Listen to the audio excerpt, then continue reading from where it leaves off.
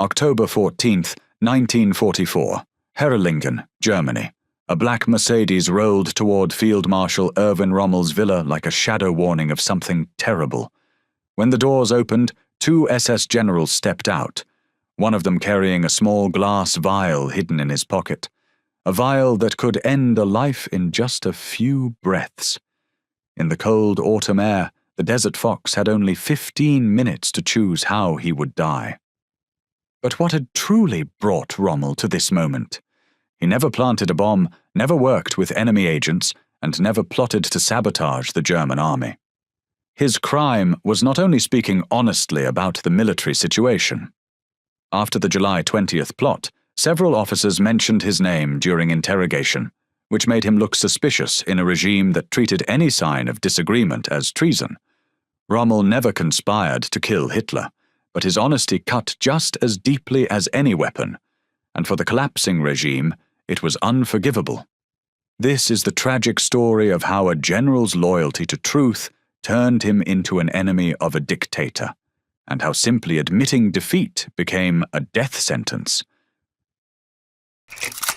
The relationship between Erwin Rommel and Adolf Hitler began in mutual respect.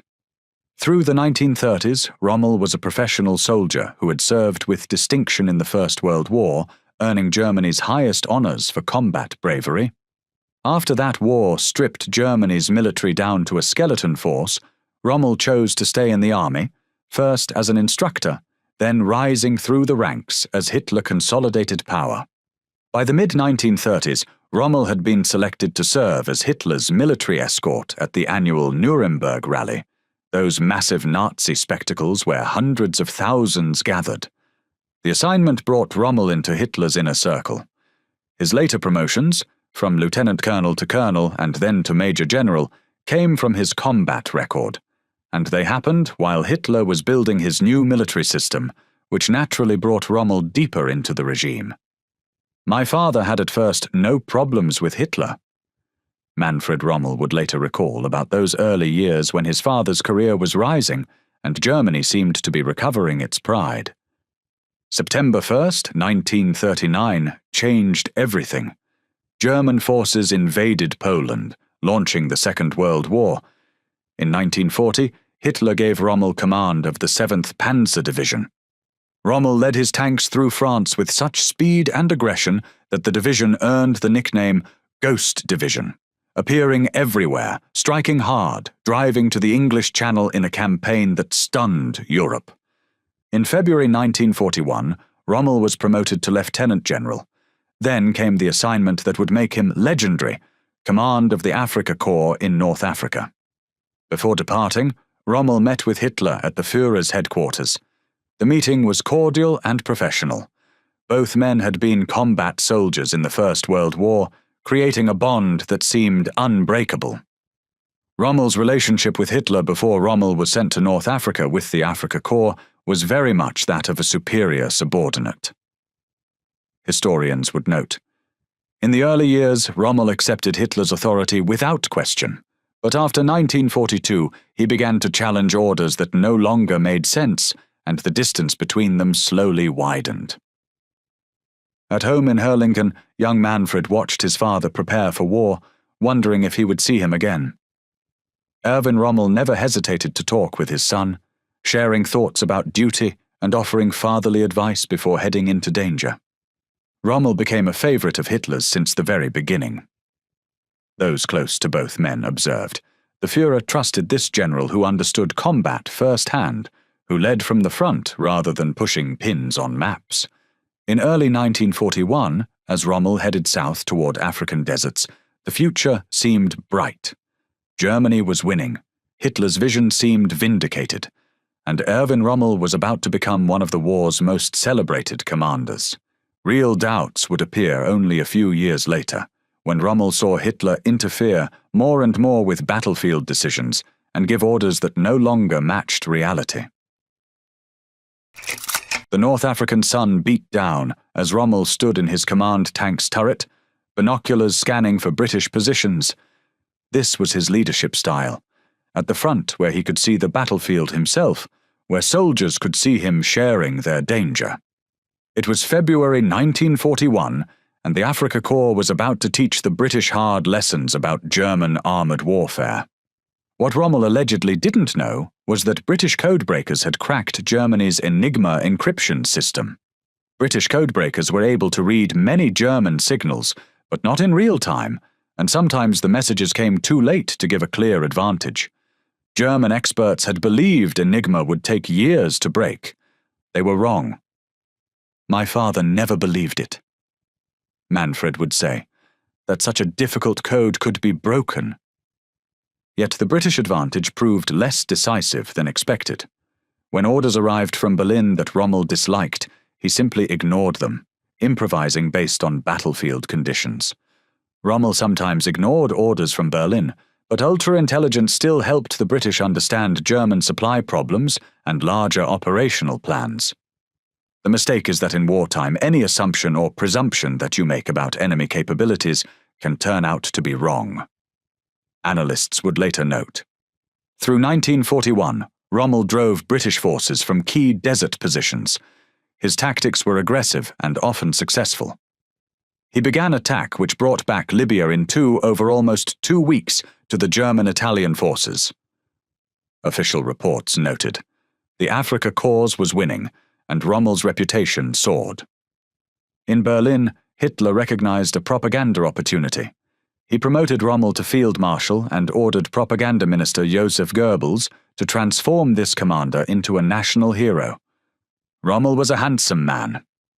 Those working with Goebbels recalled, it didn't hurt that he was photogenic. Soon every German household knew the Desert Fox's name. Success in North Africa gave Rommel something rare among German generals, operational freedom.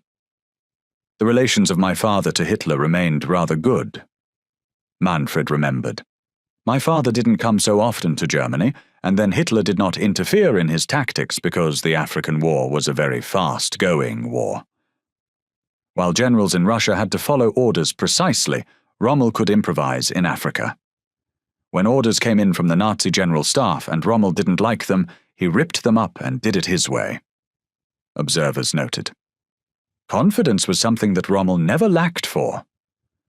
Historians would write. The man had quite the ego. But the facts supported that confidence. He believed in leading from the front. Those who served under him remembered. Rommel shared the danger, earning his soldiers fierce loyalty. By late 1942, however, the tide was turning. British forces had regrouped and received massive reinforcements. More significantly, American troops had entered the war, fighting alongside the British in North Africa beginning in early November 1942. Suddenly, Rommel faced enemies with seemingly unlimited resources. Tanks, ammunition, fuel, everything flowed to the Allies in quantities that made German supplies look pitiful. Rommel sent urgent requests to Berlin for reinforcements and supplies. Responses were vague, dismissive, or silent. Hitler was taking a very hands-off approach. Historians observed, it was almost as if he didn't care. North Africa was to him a sideshow. Hitler had gambled on quick victory in Russia, and that gamble was failing. North Africa now seemed like a distraction. The superiority of the British was so overwhelming, and the strategy was made so carefully and exactly that the Germans had no chance. Assessments concluded. Constant pressure took its toll. Rommel suffered from depression, insomnia, dangerously low blood pressure, and chronic headaches. Then came jaundice.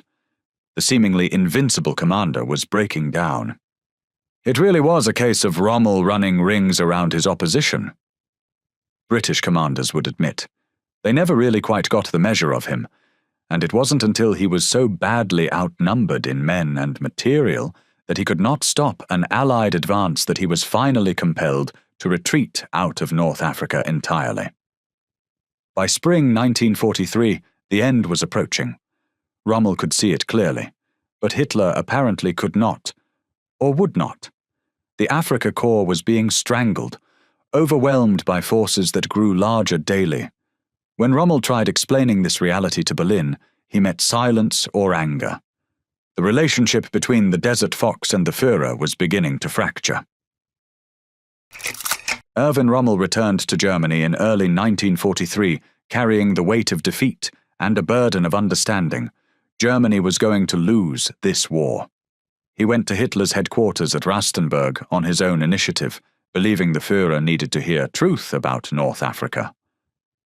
"My father went to see Hitler at Rastenburg on his own initiative," Manfred recounted, and he said, "We have to give up Africa.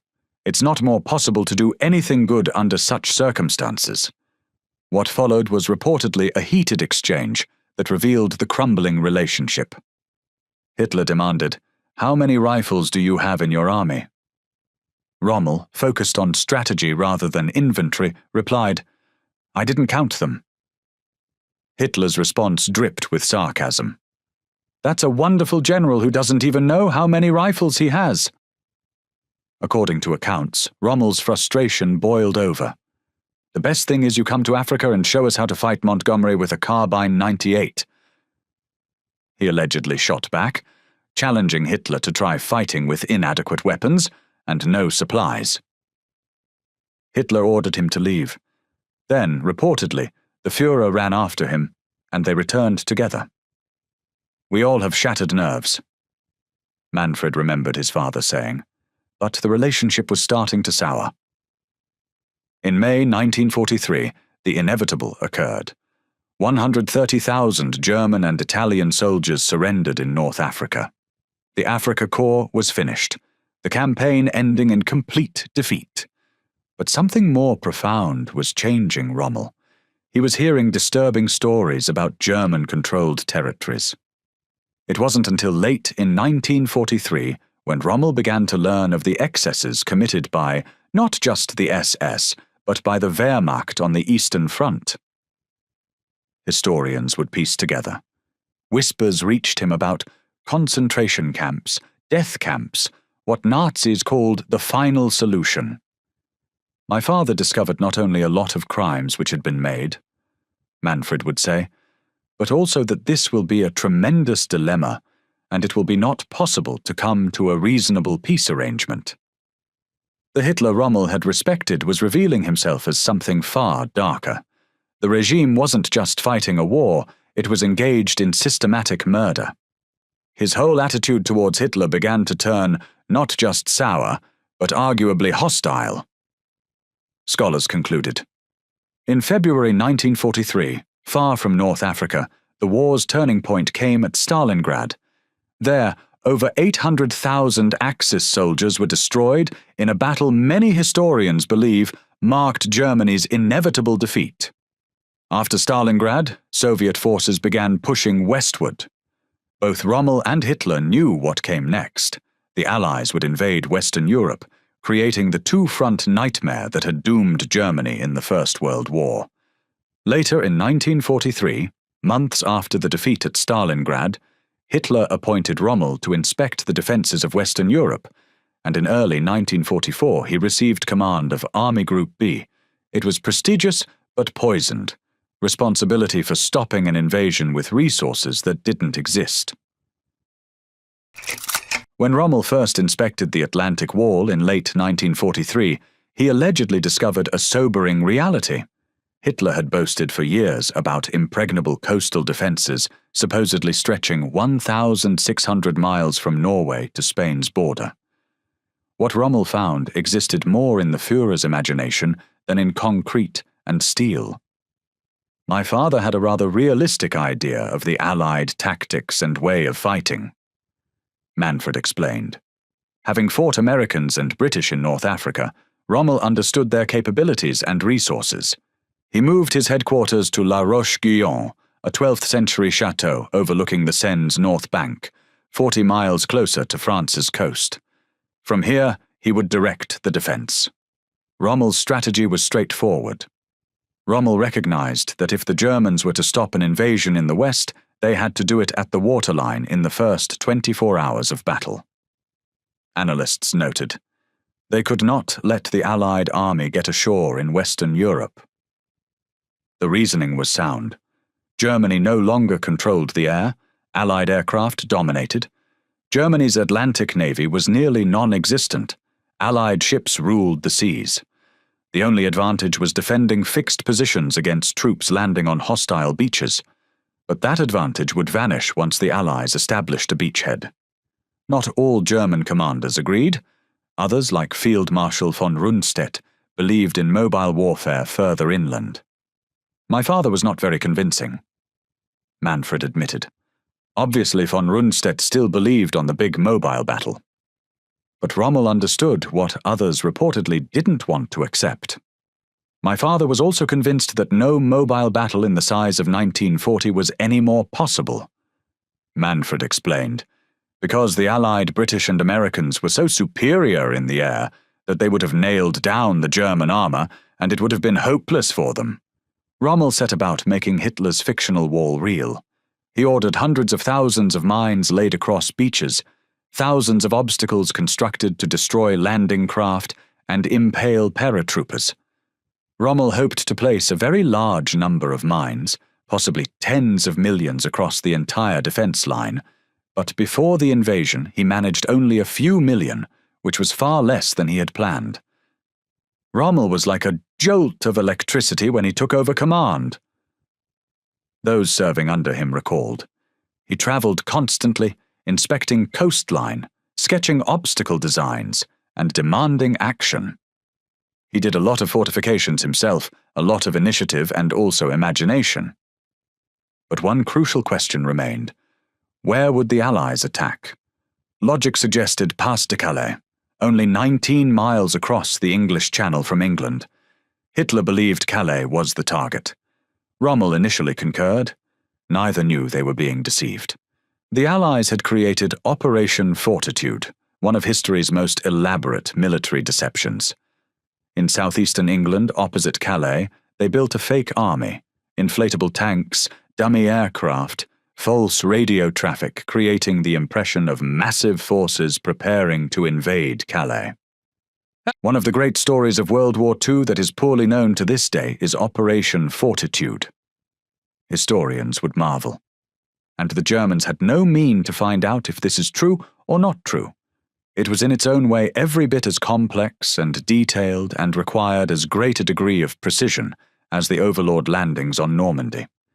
The French resistance supported the deception effort, but most of the false information that reached German intelligence came from British-controlled double agents who pointed the Germans toward Calais. The activities of the French resistance were carefully coordinated with Fortitude to again create the impression that the landings were going to happen in the Pas de Calais. Records showed. Hitler became strongly convinced that Calais was the real target of the invasion, and this belief caused him to overlook the danger building in Normandy. Rommel strengthened Calais, but also reinforced Normandy, adding Germany's battle-hardened 352nd Infantry Division there. Something about the situation bothered him. My father was absolutely certain that Germany cannot win any war anymore. Manfred remembered. By 1944, Rommel knew the war was lost. He reportedly hoped that by making the invasion costly enough, he might convince Hitler to seek peace before Germany's complete destruction. It was slim hope, but it was all he had. As June 1944 approached, Rommel continued inspections and training, pushing hard because time was running out. June's Channel weather was notoriously rough. Surely the Allies would wait for better conditions. Rommel had done everything possible with impossible circumstances. The Atlantic Wall was real now, deadly and waiting. What happened next would prove both his strategic insight and his inability to change the war's course. Around 7 o'clock in the morning on June 6, 1944, the telephone rang in Rommel's villa in Hurlingen with news that the Allied invasion had begun. The news was clear. The Allies were landing in Normandy. It takes 24 hours. Afterward, we knew what was going on. Manfred recalled. The timing was cruel and ironic. Of all days, the Allies chose one when Field Marshal Rommel wasn't in France. He was 500 miles away for 2 reasons: Lucy's 50th birthday and a planned confrontation with Hitler about the collapsing military situation. He had the intention to go to Hitler and tell him again what it would mean if Normandy has been fallen. Manfred explained. The early days of June brought very poor weather according to German forecasts, so many officers believed that an invasion was unlikely during that period. Channel weather was terrible, high winds, heavy rain, rough seas. He was very surprised, Manfred said, because German naval experts insisted no landing was possible. Yet Allied meteorologists spotted a brief weather window. Eisenhower made what seemed a risky decision. He said, "Go." And the location. Normandy, not Calais. Operation Fortitude had worked. German forces stayed concentrated at Calais, waiting for an invasion that never came. That morning, thousands of Allied aircraft and ships approached Normandy. The German response was confusion. The Luftwaffe considered weather unflyable. The Navy had almost no presence. Infantry units were the first to report the invasion. In Herlingen, Rommel received the call from his chief of staff. Even then, doubts remained.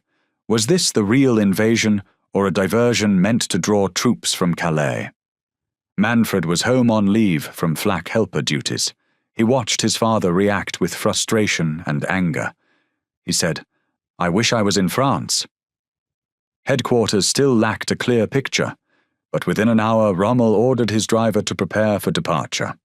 Rommel left Herlingen late in the morning and reached his headquarters at La Roche-Guyon late that evening, by which time the Allies had already secured a firm foothold on the beaches, 12 hours after the battle began.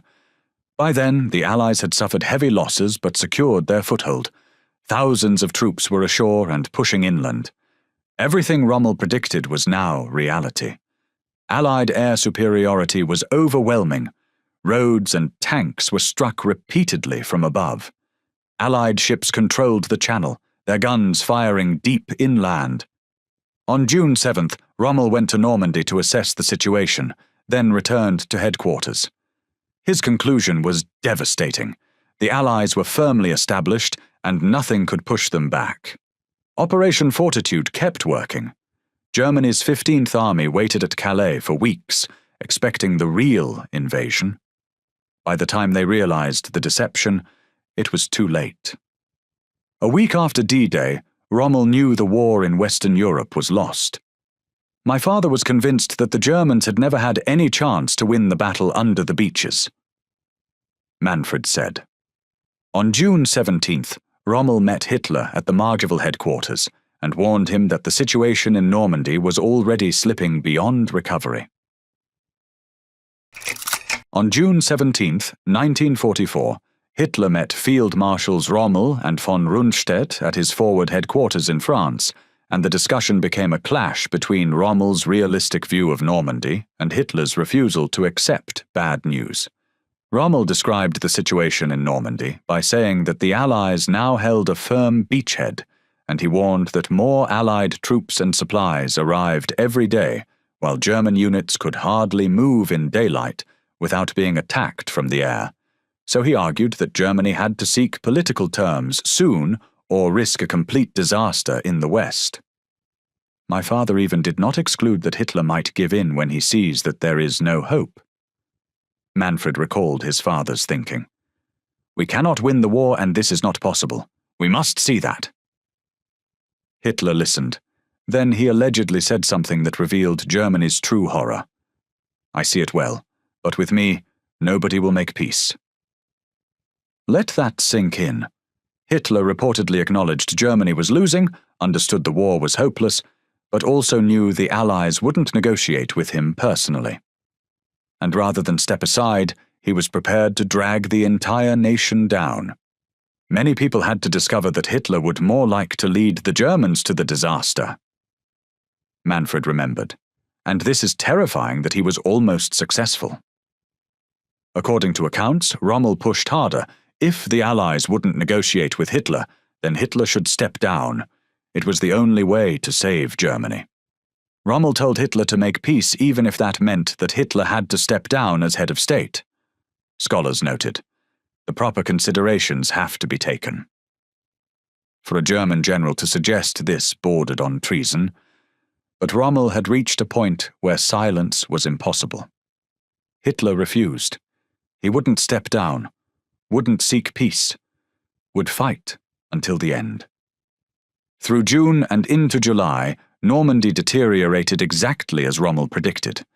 The Allies expanded their beachhead while German forces fought bravely, but couldn't stop the advance. Meanwhile, whispers spread of a plot to assassinate Hitler. When conspirators allegedly approached Rommel, they found a willing listener, but not a willing participant. Many historians agree that Rommel was willing to see Hitler arrested and removed, but that he was at first against assassination, and they say he felt that killing a head of state was both illegal and dangerous for Germany, although some modern scholars think his views may have become more radical as the war went on. The great majority were passive, Manfred explained about resistance. It was not possible to tell to your friend, "We should kill Hitler and make a revolution." Maybe the friend is such a patriot that he runs to the police, denounces you. Some evidence suggests Rommel may have been working on his own plan, not killing Hitler, but perhaps negotiating with the Allies himself if Hitler refused to surrender. On July 15th, Rommel wrote a 3-page letter to Hitler, his final attempt to make the Führer see reason. The letter reportedly laid out the military situation clearly. The war in the West was lost. Germany should seek peace immediately. The only thing that Erwin Rommel could have done, he could have done no other. Historians reflected. He could not have remained silent and watched the Germany that he loved be destroyed in the name of a man that he had come to detest. 2 days later, Rommel's career ended, but not by Hitler's hand, at least not directly. July 17th, 1944. Rommel's staff car rolled along a narrow Normandy road. He had been attending a conference with commanders about the deteriorating situation. Now he was returning to La Roche-Guyon. Then someone saw the flash of wings above as Allied fighter bombers dived toward the road, and later accounts suggest they were probably British or Canadian Spitfires, even though the exact pilots are still debated by historians. Car was forced off the road and into the ditch. The report stated, in the process, Rommel, who was sitting in the front seat, was thrown against the frame of the windshield, smashed to the left side of his face, to the point where it was almost disfiguring. Machine gun fire had raked the car, forcing the driver to lose control. Rommel was hurled forward, his face slamming into metal. They rushed him to a hospital. Manfred came immediately, fearing the worst. I first supposed that he would die on the same night. He remembered. His cheekbone was crushed. The orbit for his left eye received a fractured skull. Somehow, Rommel survived. My father did, Manfred said, and this was the end of his military career. The damage was extensive. Left side of face shattered, one eye socket fractured, skull cracked. The damage to Rommel's head and face was severe and left him in pain, but witnesses later said that he remained mentally clear and alert, even though the injuries forced him to leave the front and ended his active command. Rommel would never command troops again. He was relieved for medical reasons and sent home to Herlingen to recover. Some witnesses later claimed that Rommel was thinking about using his position in the West to open peace talks with the Allies if Hitler refused to act, and several historians believe he was moving in that direction, but there is no clear proof that a concrete surrender plan was already in place when he was wounded on July 17th. If such plans existed, they died on that French road. 3 days later, on July 20th, the plot to assassinate Hitler came to its violent climax at Hitler's Wolf's Lair headquarters. A bomb exploded in the conference room. Several died, but Hitler emerged wounded but alive. His rage was terrible. More than 5,000 people would be killed in Hitler's purge, most with no connection to the plot. The trials were show trials before the People's Court, where outcomes were predetermined. You didn't leave the People's Court with an acquittal, those who studied the trials noted. It was only a question of how much of a circus and how much of a farce they would make out of the proceedings before a pronouncement of guilt and a death sentence was handed down. On Hitler's suspect list, Field Marshal Erwin Rommel. Rommel was guilty of speaking the truth to Hitler, historians concluded. It didn't matter if he was in on the plot to kill Hitler or not. Rommel committed treason in Hitler's eyes for having a defeatist attitude. Evidence against Rommel was circumstantial. Some conspirators had mentioned his name, but there was no proof he actively participated in assassination planning.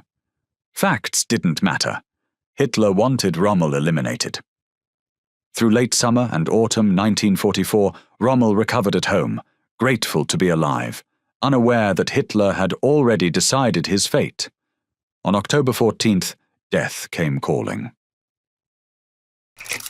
When Erwin Rommel woke on October 14th, 1944, he did not know it was his last day.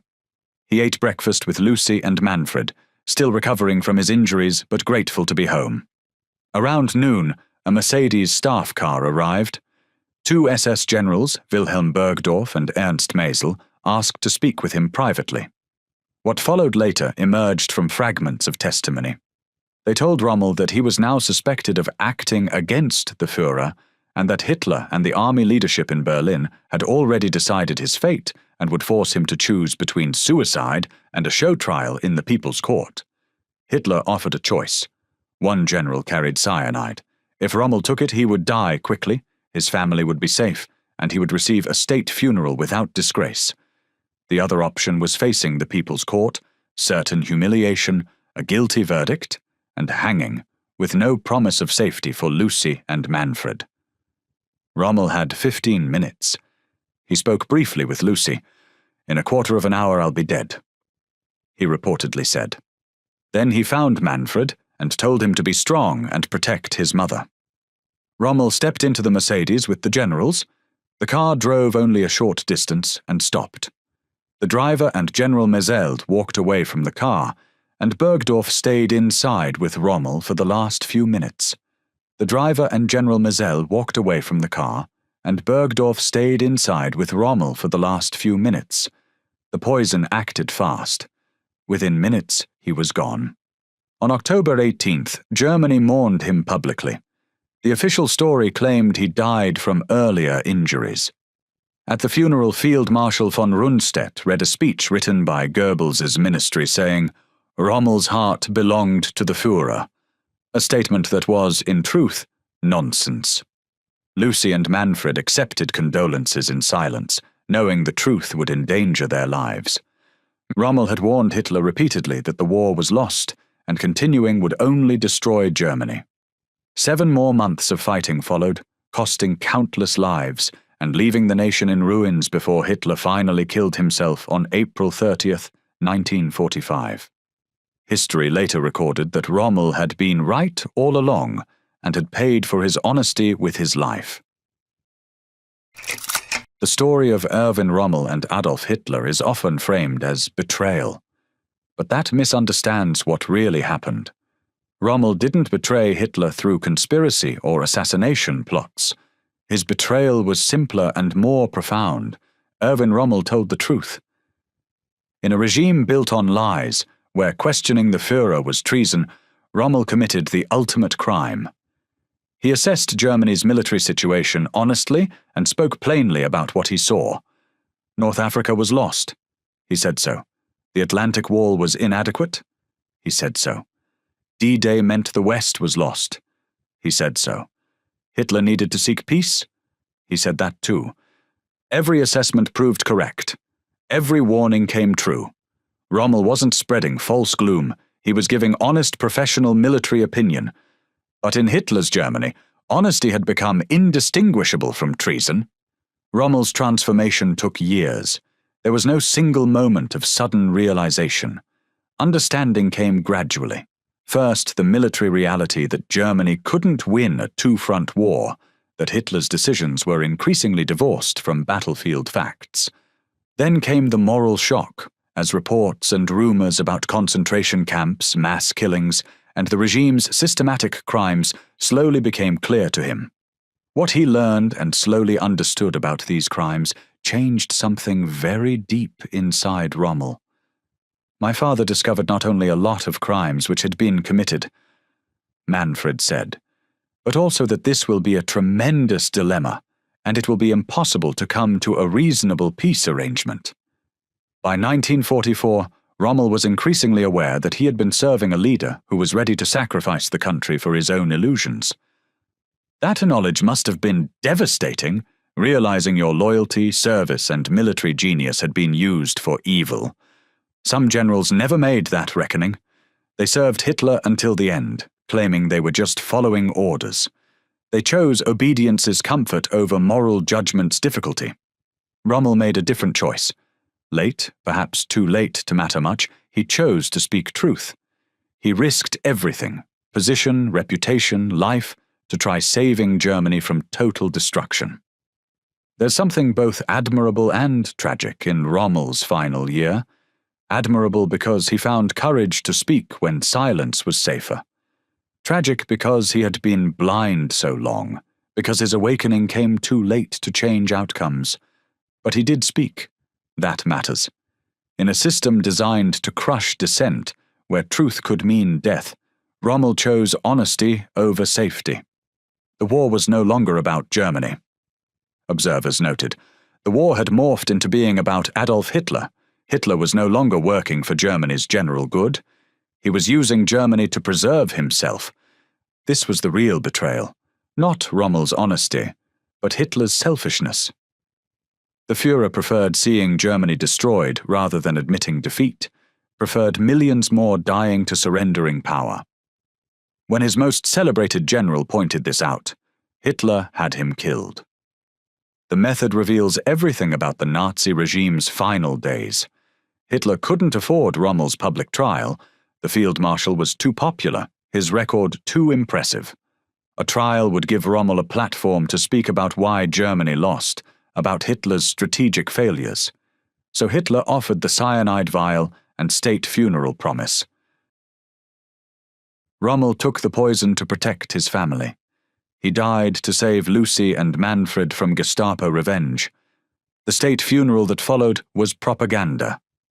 Von Rundstedt's speech about Rommel's heart belonging to Hitler was a lie, and everyone at high levels knew it. But maintaining fiction was important. Germany needed to believe all heroes supported Hitler.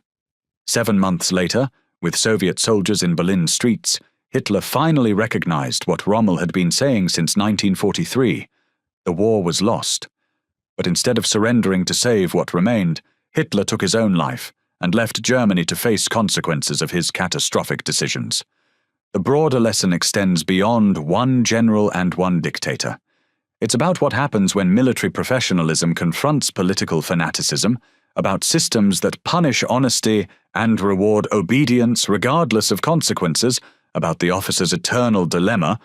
When does serving your country require disobeying the leader who claims to embody it? Rommel struggled with these questions. His answer came late, but it came. He chose truth over loyalty to Hitler, chose Germany over the Führer. He paid the ultimate price. As autumn leaves fell around Hurlingen on October 14, 1944, as a black Mercedes carried a condemned general to death, one thing became clear. In Nazi Germany, the greatest crime wasn't treason against the state. It was speaking truth to power, looking at reality honestly, and refusing to pretend delusion was wisdom. Erwin Rommel betrayed Hitler by being honest. For that honesty, for refusing to participate in comfortable fiction that Germany could still win, for insisting on speaking plainly about military facts, he was murdered by the regime he had served. History vindicated every word he spoke. Every warning proved accurate. The Desert Fox saw the future clearly while Hitler lived in fantasy. But vindication came too late. The cyanide vial, the quiet death on a country road, the state funeral built on lies. This was how Nazi Germany treated one of its greatest generals when he dared tell truth. Rommel's final battle wasn't fought with tanks. It was fought with words, with reports, with letters begging Hitler for reason. He lost that battle. But in losing, he preserved something important: his integrity, his refusal to participate in the lie consuming Germany. The Desert Fox died not as a traitor, but as one of the few German generals willing to speak plainly about reality. In Hitler's Germany, that made him dangerous. In history's judgment, it makes him tragic, a professional soldier who woke too late to the regime's nature, but found courage to speak truth when that truth could cost everything. And it did cost everything. But in those final months of 1944, Rommel faced death knowing he had tried to save his country from a madman's delusions. Hitler killed him for it. But the truth Rommel spoke outlived them both. If you found this story of courage in the face of tyranny compelling, please subscribe to our channel for more untold stories from history. Hit that subscribe button and the notification bell so you never miss another deep dive into the past. We explore the human stories behind the history books, the moments when ordinary people faced extraordinary choices, when truth collided with power, and when speaking up meant risking everything. Join us next time as we uncover another chapter from history that deserves to be remembered.